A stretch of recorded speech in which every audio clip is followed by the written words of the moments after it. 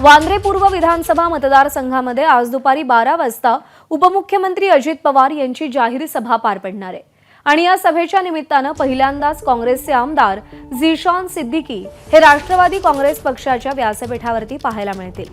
मात्र झिशानचा राष्ट्रवादीत प्रवेश होणार नाही अशी माहिती बाबा सिद्दीकी यांनी एबीपी माझाला दिली आहे। झिशान स्वतःच त्याचा निर्णय जाहीर करेल असंही बाबा सिद्दीकी म्हणाले। एक आमदार म्हणून उपमुख्यमंत्र्यांचं स्वागत करण्याचा प्रोटोकॉल पाळला जातोय असं स्पष्टीकरणही बाबा सिद्दीकी यांनी दिलंय। राष्ट्रवादी काँग्रेस पक्षाचे वरिष्ठ नेते बाबा सिद्दीकी आपल्या सोबत आहेत। बातचीत करणार आहोत आपण त्यांच्याशी। मागच्या 5 ते 6 महिन्यांपूर्वी राष्ट्रवादी काँग्रेस पक्षात तुम्ही प्रवेश केला। ज्या मैदानात हा प्रवेश रंगला, तुमचा सोहळा पार पडला, त्याच मैदानामध्ये आज झिशान सिद्दीकीचे मोठमोठे पोस्टर्स आहेत। काय झिशान सिद्दीकी राष्ट्रवादी काँग्रेस पक्षात आज प्रवेश करणार आहे? तो मैं तुम्हारा सांगू, मैं बोल नहीं पाऊंगा आपको, क्योंकि ये तो मुझे ये पता है कि मेरे पक्ष का आज प्रोग्राम है, अजीत दादा का सम्मान यात्रा रैली है, और आज राखी का दिन है, एक शुभ दिन है। बहन भाई को राखी बांधती और भाई वचन देता है कि उसकी रक्षा करेगा, तो उसका एक प्रोग्राम है।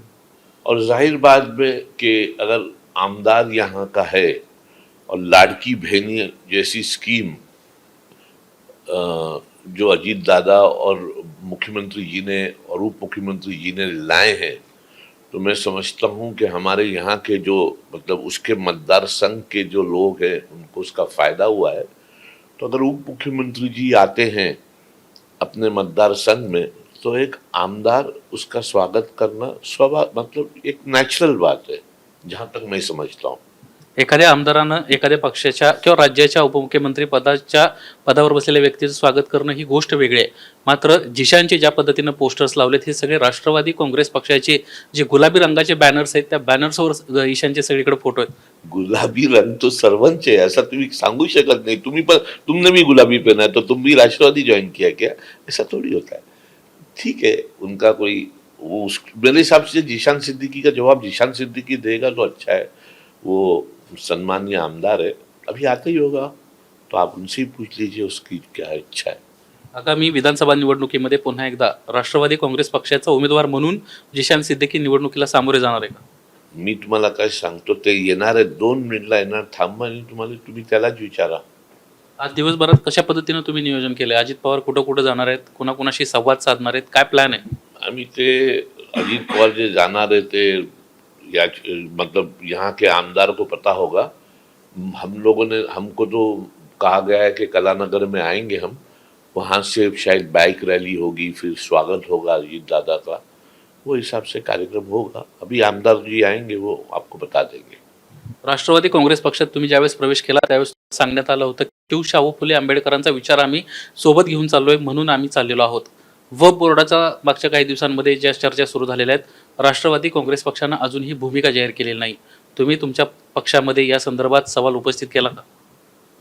राष्ट्रवादी कांग्रेस पक्ष साहू फुले अम्बेडकर के विचार है, शायद आपने देखा नहीं, दादा ने मालेगांव में गए थे तो एक वहाँ एक डेलीगेशन मिला मालेगांव में, और एक्स एमएलए आसिफ शेख भी शायद उसमें शामिल थे, और दादा ने स्पष्ट किया कि वक्फ बोर्ड में वो और भी लोगों से मतलब जो जैसे चंद्रबाबू नायडू है, नीतीश कुमार जी है, चिराग पासवान है, ये सब लोगों को आक्षेप था। और मैं तो ये कहूँगा कि वक्फ बिल की जो बात है, ये जो प्रॉपर्टी होती है, ये आप देखिए, दान, हमारे पुरखों ने ये प्रॉपर्टी दी है हमारे समाज के अच्छे कार्य के लिए। तो मैं समझता हूँ जॉइंट पार्लियामेंट्री कमेटी में हमको हमारी भूमिका रखना पड़ेगी, और जो भी प्लेटफॉर्म होगा वहाँ मुझे भी, मेरे समाज को भी और राष्ट्रवादी कांग्रेस को भी, अगर साहू फुले अम्बेडकर की अगर बात करेंगे हम, तो हमको हमारी बात रखना पड़ेगा।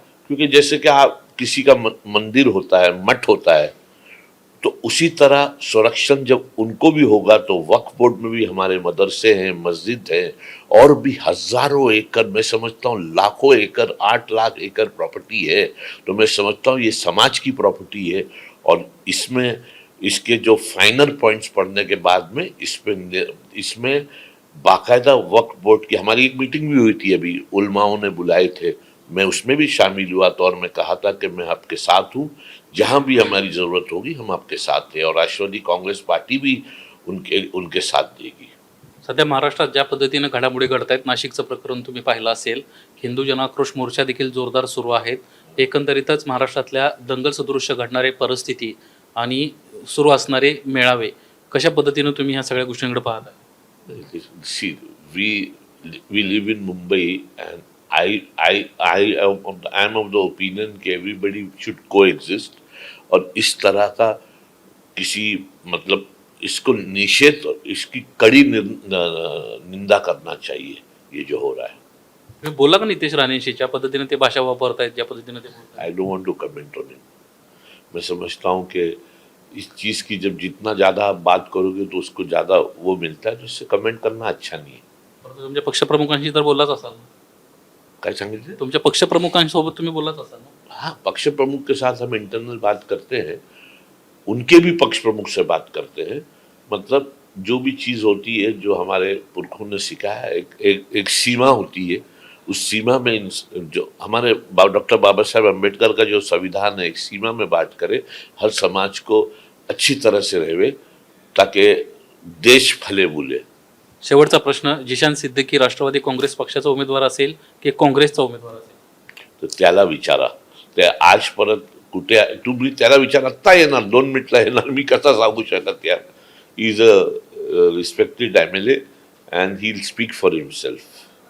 धन्यवाद आमच्याशी बातचीत केल्याबद्दल. एकंदरीतच बाबा सिद्दीकी यांना जिशानच्या विषयावरून बोलणं टाळलंय, मात्र व बोर्डाच्या विषयासंदर्भामध्ये एक भूमिका जाहीर केली आहे.